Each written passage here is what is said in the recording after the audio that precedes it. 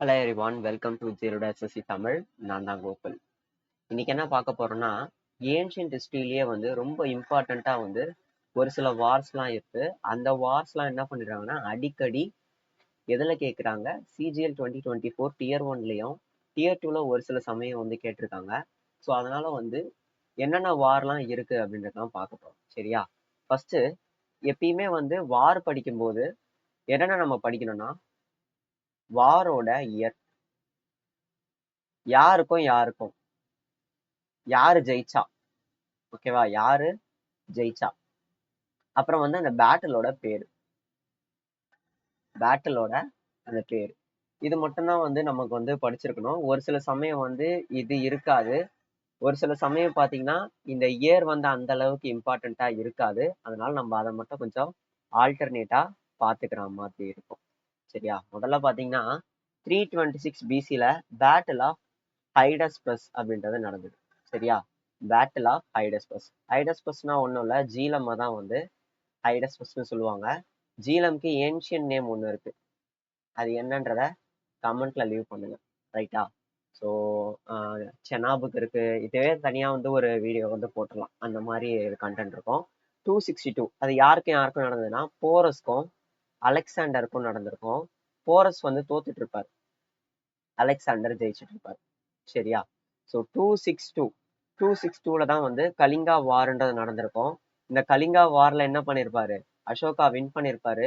அப்படி வின் பண்ணதுக்கு அப்புறமா என்ன ஆயிருக்கும்னா, நிறைய உயிர்கள் வந்து போறத அவர் பார்த்து அவரு புத்திசம் வந்து எம்ப்ரேஸ் பண்ணிருப்பாரு. அவர் என்ன பண்ணிருப்பாருன்னா, புத்திசம் வந்து பரப்புங்கன்ட்டு அவங்களோட பொண்ணு பசங்க அவங்கள எல்லாம் என்ன பண்ணிருப்பாங்கன்னா, ஸ்ரீலங்காக்கு அமுச்சு வைக்கிறது, இந்த மாதிரி நிறைய விஷயங்கள் வந்து பண்ணிருப்பாரு. அதுக்கப்புறம் ராக் எடிக்ஸ்ன்றத பண்ணிருப்பாரு. ராக் எடிக்ஸும் வந்து தனி வீடியோப்பா. ராக் எடிக்ஸை பத்தியும் நம்ம தனியா பாத்திரலாம். அதுல வந்து 13 ராக் எடிக்ட்ல வந்து இம்பார்ட்டண்டா வந்து ஒரு 5 ராக் எடிக்ட் இருக்கு. 5ல இருந்து ஒரு 6 கிட்ட இருக்கு. அதை நம்ம வந்து தனியா பாத்துக்கலாம். 711 ஒரு சில சமயம் வந்து 712 வந்து போடுறாங்க. என்சிஆர்டில பாத்தீங்கன்னா 712 தான் இருக்கு. 712ல என்ன இருக்கும்னா, மிர்க் வாசிம்னு சொல்லுவாங்க. இதெல்லாம் முகமது பின் வாசிம்னு இருக்கு. அவரோட பேர் வந்து மிர்க் வாசிம். மிர்க் வாசிம். மிர்க் வாசிம் என்ன பண்ணிருப்பாருன்னா, சிந்த வந்து இன்வெர்ட் பண்ணிருப்பாரு. சிந்துன்ற இடத்த இன்வைட் பண்ணிருப்பாரு. சரியா? அந்த மிர்க் வாசிம்ன்றது என்னது, யாரு, அரப்ஸ். சரியா? 712ல சிந்த இன்வைட் பண்ணிருப்பாரு. மொத்தம் இப்போ 3 வார் பார்த்திருக்கோம். அடுத்து முகமது ஆஃப் கசினி. முகமது ஆஃப் கசினி இவர் பாத்தீங்கன்னா நம்ம இந்தியாவுக்கு வந்து வந்திருப்பாரு. வந்து ஒரு 3 போர் வந்து போட்டிருப்பாரு. அது என்னன்னா, இம்பார்ட்டன்டான ஒரு 3 போட்டிருப்பாரு. என்னன்னா 1001 பிசி, இது 1001 பிசில ஜெயபாலா அப்படின்றவர் கூட வந்து சண்டை போட்டிருப்பாரு. அவரோட பையனான ஆனந்த பாலா கூட நான் 1006ல வந்து சண்டை போட்டிருப்பாரு. சரியா? ஒரு சில இடத்துல வந்து 1007 வந்து இருக்கும். அதனால இதை மட்டும் கொஞ்சம் சேஞ்ச் பண்ணிக்கோங்க. ஏன்னா ஒரு சோர்ஸ்லயும் வந்து மாறி மாறி இருக்கு. அப்புறம் வந்து 1015ல லாகூரையும் முல்டானியும் வந்து அவர் குடிக்கிறாரு. யாரு, முகமது ஆஃப் கசினி. முகமது ஆஃப் கசினில மொத்தம் 3 வாரு. 1001, 1006, 1015. அடுத்து இப்ப பாத்தீங்கன்னா நம்ம என்ன பண்ண போறோம்னா, பிருத்திவிராஜ் சௌஹான், சாரி கசினி, சரி கசினின்றேன், கோரியோட இம்பார்ட்டன்டான ஒரு 3 வார்ஸை பத்தி பார்க்க போறோம். இப்போ 1191 ஏடி, 1191 ஏடியில என்ன பண்ணிருக்காங்கன்னா, பிருத்திவிராஜ் சௌஹான் கூட ஒரு போர் போட்டிருக்காரு. அதுதான் பாத்தீங்கன்னா ஃபர்ஸ்ட் பேட்டில் ஆஃப் டாரிங். யாரு, கோரி பிருத்திவிராஜ் சௌஹான். ஆக்சுவலா வந்து பிருத்திவிராஜ் சௌஹான் இதுல ஜெயிச்சிருப்பாரு. சரியா? அதுக்கப்புறம் என்ன இருக்குன்னா, second battle of Tarain. Second battle of டாரைன்ல கோரி ஜெயிச்சிருப்பாரு. இது எப்போ நடந்திருக்கும், அடுத்தடுத்த வருஷத்துல 1991ல, சாரி 1191ல வந்து ஃபர்ஸ்ட் பேட்டில் ஆஃப் டாரைன் நடந்திருக்கும். செகண்ட் பேட்டில் ஆஃப் டாரைன் வந்து 1919 வருது, 1192ல நடந்திருக்கும். இதுக்கப்புறம் பிருத்திவிராஜ் சௌஹான் வந்து தோத்துட்டு இருப்பார்ல, பிருத்திவிராஜ் சௌஹானோட மாமனார் யாரு, மாமனார் இவர் தான் வந்து ஜெய்சந்திரன், ஜெய்சந்த், இந்த மாதிரி நிறைய இடத்துல கொடுத்துருக்காங்க. இவர் வந்து கனோஜோட அரசரு. இந்த ஜெய்சந்திரன் வந்து என்ன பண்றாருன்னா, கோரி கூட சண்டை போடுறாரு. சண்டை போட்டு தோத்து போயிடுறாரு. சரியா? சோ இப்படி தோத்து போயிடுறாரு கோரி கிட்ட. அந்த எந்த வார்னு பாத்தீங்கன்னா, பேட்டில் ஆஃப் சந்தாவார். இங்க சந்து, இங்க ஒரு சந்து, சந்து சந்து. ஓகேவா? பிருத்திவிராஜ் சௌஹான் வந்து அவங்களோட பொண்ணை வந்து கூட்டிட்டு ஓடுற கதையெல்லாம் வந்து என்னதுன்னா சந்து பர்டாய் அப்படின்றவரு எழுதியிருப்பாரு. பிருத்திவிராஜ் ராசோன்னு நினைக்கிறேன். பிருத்திவிராஜ் ராசோ. என்னன்னா பிருத்திவிராஜ் சௌஹான் வந்து இவரோட பொண்ணை வந்து கூட்டின்னு ஓடின கதை, அதாவது எலோப்மெண்ட்னு சொல்லுவாங்க. ஓகேவா? எலோப்மெண்ட் கதையை வந்து எழுதியிருப்பார். நெக்ஸ்ட் 1526 ஏடி. 1526 ஏடியில நம்ம இப்போ பாபரை பத்தி பார்க்க போறோம். பாபர் பாத்தீங்கன்னா ஒரு 4 இம்பார்ட்டன்டான வார் வந்து இது பண்ணியிருப்பாரு. அடுத்தடுத்து வந்திருக்கும்.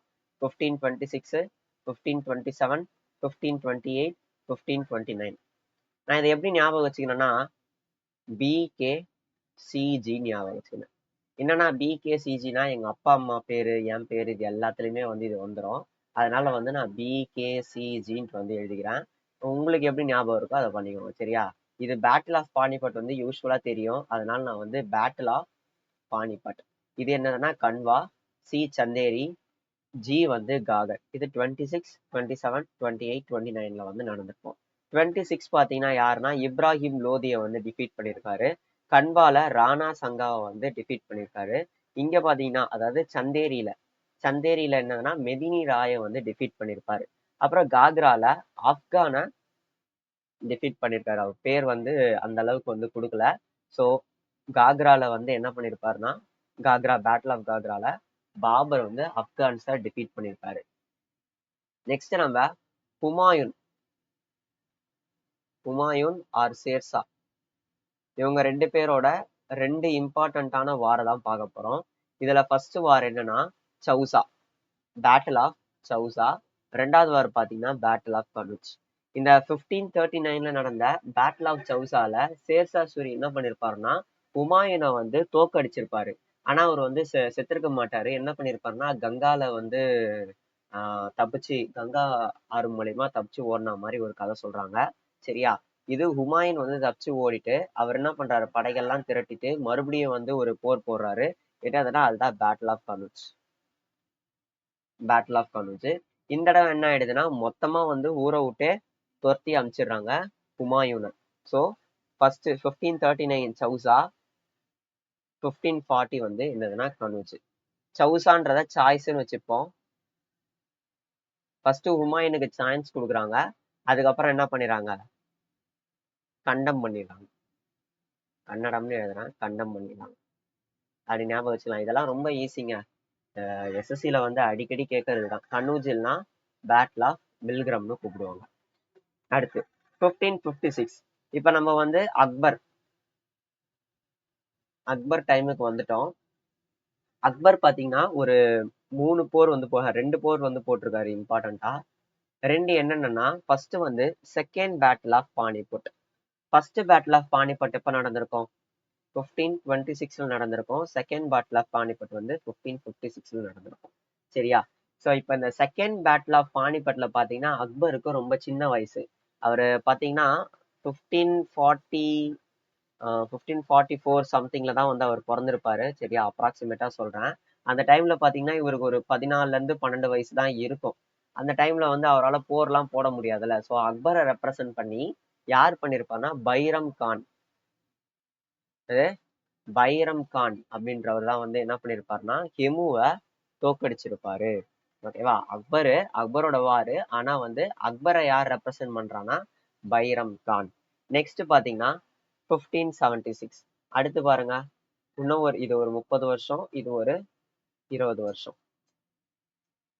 ஒரு நிமிஷம் ரெக்கார்ட் ஆகுதான்னு பாத்துக்கிறேன். பண்ணாயிட போகுது. எஸ், ரெக்கார்ட் ஆகுது, ஒன்றும் பிரச்சனை இல்லை. ஹால்திகாத்தி. அக்பர் என்ன பண்றாருன்னா மகாராணா பிரதாப்பை வந்து தோக்கடிக்கிறாரு. இது இங்க கதைகள்லாம் கேட்டீங்கன்னா என்னன்னா மகாராணா பிரதாப் ஜெயிச்சாரா இல்ல அக்பர் ஜெயிச்சாரா அப்படின்ற ஒரு இது இருக்கும். ஏன்னா அது ஒரு ஆம்பிகுவஸா, ஒரு சைடு என்னன்னா மகாராணா பிரதாப் வந்து ஜெயிச்சா மாதிரியும் இன்னொரு சைடு அக்பர் ஜெயிச்சா மாதிரியும் சொல்றாங்க. அந்த இடத்துல வந்து ஒரு கிளியர் விக்டரி அப்படின்றது இல்ல. பட் என்சிஆர்டி பிரகாரம் வந்து என்னதுன்னா அக்பர் வந்து ஜெயிச்சிட்டாரு அப்படின்னு வந்து சொல்றாங்க. ஸோ நம்ம அக்பர் ஜெயிச்சாருன்னே எடுத்துப்போம். பேட்டில் ஆஃப் ஹல்திகத்தில அக்பர் வந்து ஜெயிச்சிருக்காரு. யாருன்னா மகாராணா பிரதாப்பை எதிர்த்து. நெக்ஸ்ட் 1739. 1739ல பேட்டில் ஆஃப் கர்னல் அப்படின்றது நடந்தது. நதீர் ஷா இவர் வந்து பாத்தீங்கன்னா அஃப்ராவித் அஃப்ராவித் டைனஸ்டி அஃப்ராவித் டைனஸ்டியோட இது அது பேர் என்ன ஃபவுண்டர். இந்த பேட்டில் ஆஃப் கர்னல்னு சொல்லாம கான்குவெஸ்ட் ஆஃப் டெல்லின்னு தான் வந்து யூஸ்வலா குறிப்பிடுவாங்க. Conquest of Delhi conquest of Delhi by Nadir Shah எந்த வருஷம்னு கேட்டிருந்தாங்க அப்படின்னா நீங்க உடனே என்ன பண்ணிடணும் 1739 போட்டுருணும். சரியா? 1739 கான்குவெஸ்ட் ஆஃப் டெல்லி. இந்த டைம்ல தான் வந்து டெல்லியை வந்து என்ன பண்ணிருப்பாங்கன்னா மொத்தமா சூறையாடி இருப்பாங்க. கோஹினூர் டைமண்ட் இருக்குல்ல, கோஹினூர் டைமண்ட், இந்த கோஹினூர் டைமண்டை நதீர் ஷா தான் வந்து எடுத்துன்னு போயிருப்பாரு. நெக்ஸ்ட் 1565ல பேட்டில் ஆஃப் தல்லிகோட்டா இல்லைன்னா பன்னிஹட்டி இது வந்து நடந்திருக்கு.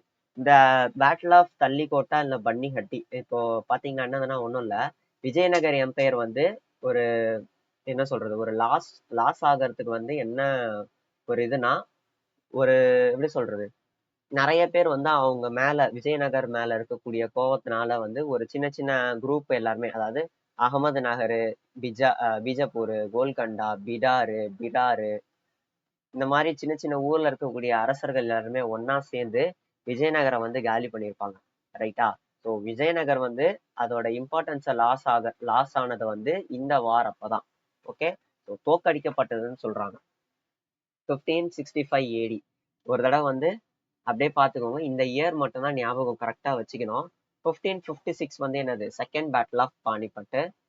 1565 என்னது பேட்டில் ஆஃப் தல்லிகோட்டா இல்லைன்னா பன்னிஹட்டின்னு சொல்லுவாங்க. சரியா? செஷன் வந்து பிடிச்சதுன்னா லைக் ஷேர் கமெண்ட் இதெல்லாம் பண்ணுங்க. நம்மளோட வீடியோ வந்து தொடர்ந்து பாருங்க. நிறைய ஸ்ட்ராட்டஜிக்கே வந்து நான் போட்டுட்டு இருக்கேன். நம்மளோட GL SSC சேனலை வந்து சப்ஸ்கிரைப் பண்ணி வச்சுக்கோங்க. அதுவும் இல்லாம டெலகிராம் சேனல் இருக்கு. டிஸ்கிரிப்ஷன்ல வந்து டெலகிராம் சேனலோட லிங்க் கொடுக்குறேன். ஒன்று பார்த்தீங்கன்னா டிஸ்கஷன் குரூப்னா என்னது, மேக்ஸ் டவுட்ஸ் கேட்கறது, இங்கிலீஷ் டவுட்ஸ் கேட்கறது, இம்பார்ட்டண்ட்டாக மெட்டீரியல் ஷேர் பண்ணுறது, இது எல்லாருமே வந்து அது நடக்கும். அதே மாதிரி அப்டேட்ஸ் அண்ட் மெட்டீரியல்ஸ்னு இருக்கும். அதில் வந்து பார்த்தீங்கன்னா நான் என் சைட்லேருந்து தரக்கூடிய அப்டேட்ஸ் நான் உங்களுக்கு தருவேன். அதுவும் இல்லாமல் மெட்டீரியல்ஸும் வந்து நான் ஷேர் பண்ணுவேன். சரியா? ஸோ இதுதான் பார்த்தீங்கன்னா 2 டெலகிராம் சேனலு. இந்த 2 டெலகிராம் சேனல்லையும் அது பேர் என்ன ஜாயின் ஆயிட்டு டெய்லி வந்து வீடியோ வந்து பாருங்க. மேக்ஸ் அதாவது அட்வான்ஸ் மேக்ஸ் சொல்லலாம். இன்னும் டீட்டெயிலாக சொல்லணும்னா அட்வான்ஸ் மேக்ஸ் வந்து இப்போ டெய்லி வந்து லைவ் போட்டுட்டு இருக்கேன் 8:30 PM. ஓகேவா? இந்த வீடியோ அப்லோட் ஆகுற அந்த டைம்ல வந்து என்ன இருக்கும்னா இது முடிஞ்சிருக்கும். ஜியாமெட்ரியில வந்து ஒரு 20 கொஷின்ஸ் முடிஞ்சிருக்கும். ட்ரிக்னாமெட்ரியில ஒரு 20 கொஷின்ஸ் முடிஞ்சிருக்கும். இது ரெண்டுத்தோட மெட்டீரியல்லையும் வந்து நான் ஆல்ரெடி குரூப்ல வந்து சென்ட் பண்ணிட்டேன். ஸோ வீடியோ பார்த்துட்டு அந்த மெட்டீரியல்ல இருக்கக்கூடிய ஹோம்ஒர்க் சம்மியை வந்து சால்வ் பண்ணுங்க. சரியா? தேங்க்யூ.